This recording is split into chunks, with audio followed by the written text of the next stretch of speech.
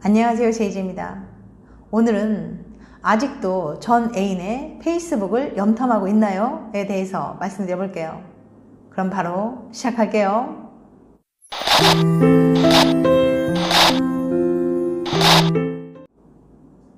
아직도 전 애인의 페이스북을 본다면?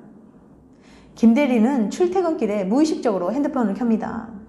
전 여친의 SNS를 확인하기 위해서죠. 나름 체계적인 순서도 있어요. 1단계 카카오톡 프로필 사진과 상태 메시지 확인. 2단계 인스타그램에 업데이트된 사진과 장소, 함께 찍은 인물 확인하기. 3단계 페이스북 담벼락에 글을 남긴 사람과 서로 주고받은 댓글 읽기, 전 여친이 함께 태그된 사진까지 확인하기. 김대리에게 그런 건 좀 너무한 거 아니냐고 물어봤더니 저도 제가 왜 자꾸 확인하는 건지 잘 모르겠어요. 뭔가 기대하고 있는 건 아닌데 안 보면 뭔가 찝찝하고. 횡설수설한 대답이 돌아오네요. 하긴 뭐 헤어진 연인의 SNS를 확인하는 게 뭐 얼마나 큰 문제겠어요? 그렇죠? 정작 힘든 건 브루넬 대학교의 타라 마르쉘 교수는 헤어진 연인의 SNS를 자주 들어가면 어떤 일이 생기는지 알아보기 위해 남녀 464명을 모집했습니다. 연구진은 참가자들에게 간단한 성격 테스트를 진행한 후 헤어진 연인의 페이스북을 얼마나 자주 들어갔는지 확인하고 이별 후 느낀 감정들을 물어봤어요. 분석 내용은 놀라웠습니다. 헤어진 연인의 SNS를 수시로 확인하는 사람들에게 나타난 증상이 꽤 심각했거든요. 이별 후 겪는 스트레스는 여전했고 헤어진 지 5개월이 지난 지금도 심장이 아파. 오히려 더 전 여친을 잊지 못했으며 보고 싶다, 죽을 만큼 보고 싶다. 그러면서도 미워했어요. 정말 다 잊은 거니? 이 나쁜 땡땡아. 더 슬픈 사실은 새롭게 무언가를 시작할 엄두를 내지 못했다는 거예요. 새로운 취미 생활을 만들거나 생활에 큰 변화가 생길 일을 시작조차 하지 못하는 거죠. 무기력에 빠져서 아무것도 하기 싫다는 생각을 하게 되는 거예요.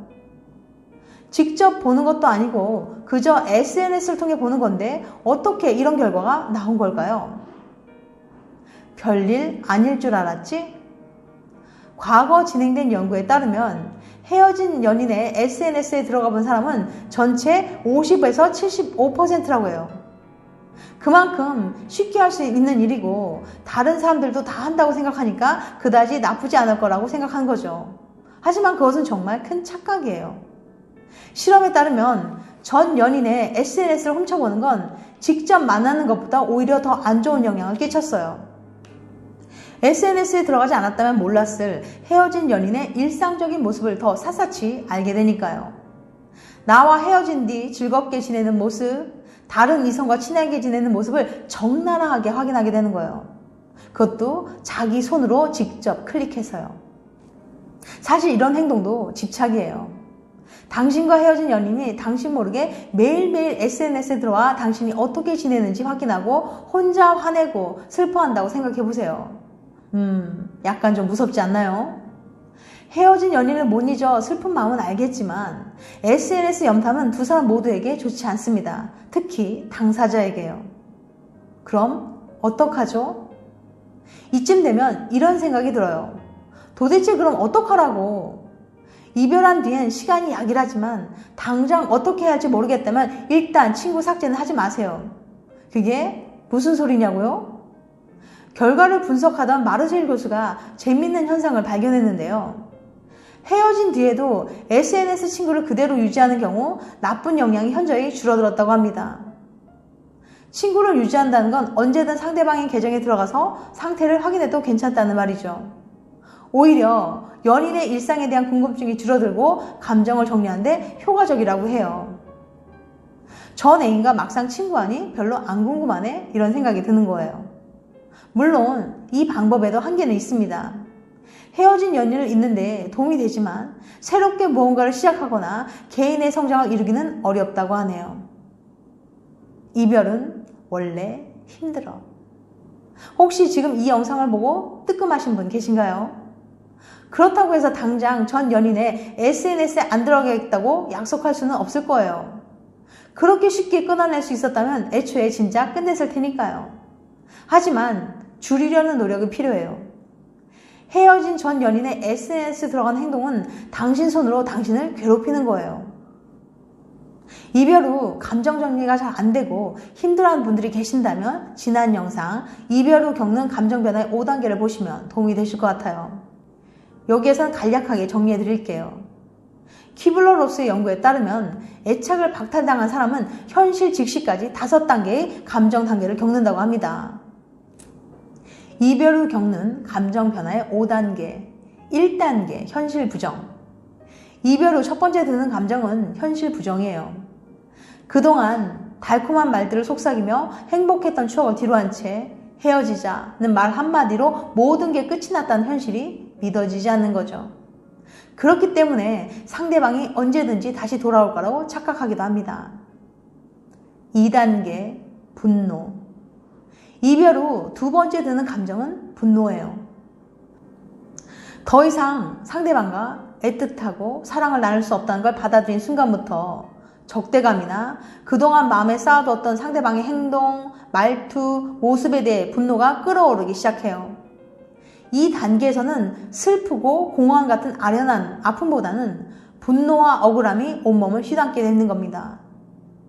3단계 타협. 이별 후 세 번째 느끼는 감정은 타협이에요. 이때부터는 자기의 잘못으로 헤어진 게 아니라 상대방의 잘못과 어리석음으로 인해 이별을 했다고 생각하며 스스로 타협하기 시작하는데요. 그러면서 조금씩 자기의 일상 패턴을 맞추면서 이별 후 마음 정리가 되어가는 것처럼 극복한 듯 모습을 보이기도 해요. 하지만 겉으로만 그럴 뿐 마음속은 아직도 복잡하고 혹시라도 다시 상대방에게 연락이 올까봐 휴대폰을 붙잡고 있는 자신을 발견한 뿐이죠. 그래서 상대방을 잊기 위해 일부러 바쁘게 지내기도 합니다. 4단계 우울. 이별 후 네 번째 느끼는 감정은 우울이에요. 이 단계에선 마침내 전 연인이 돌아오지 않는다는 걸 인정하게 됩니다. 하지만 슬픔을 극복하는 과정은 아직 끝나지 않았어요. 이때 찾아온 우울함과 슬픈 감정은 헤어지고 나서 바로 느끼는 것과는 다르게 이성적인 판단이 가능한 상태에서 드는 감정이기 때문에 조금 더 현실적인 이유들로 인해 힘들어합니다. 5단계 수용. 이별 후 마지막으로 느끼는 감정은 수긍이에요. 이 단계까지 오면 이별 후 마음 정리가 거의 끝났다고 볼 수 있습니다. 상대방에 대한 미련도 분노도 우울함도 거의 느끼지 않을 수 있게 된 거죠. 물론 이렇게까지 극복하고 괜찮아지기 위해선 충분한 시간과 인내심이 필요합니다. 되도록 혼자 시간을 보내지 말고 최대한 활동적인 생활을 하면서 몸을 피곤하게 만들 필요가 있어요. 예를 들면 운동을 시작하거나 친구들이나 지인들과 여행이나 모임, 새로운 취미생활 등을 하면서 관심을 다른 곳에 둬서 되도록 전 연인에 대한 생각을 줄여보도록 노력해야 해요. 이 단계들은 모두 사람에게 같은 순서로 일어나진 않습니다. 누군가는 분노로 시작하고 부정을 건너뛰고 바로 우울로 넘어갈 수도 있어요. 그런가 하면 누군가는 오랜 기간 동안 단계를 넘나들면서 끝없는 우울에 빠지기도 합니다. 중요한 것은 이 모든 감정들이 완전히 정상이라는 거예요. 이별 후 공허감이나 우울감, 슬픔의 감정이 드는 건 불가피한 거예요.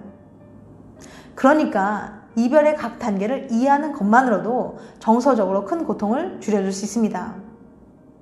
지금까지 아직도 전 애인의 페이스북을 염탐하고 있나요에 대해서 말씀드렸어요. 다음에는 더 재밌고 유익한 영상으로 찾아뵐게요. 끝까지 시청해주셔서 감사합니다. 다음에 또 봬요. 안녕.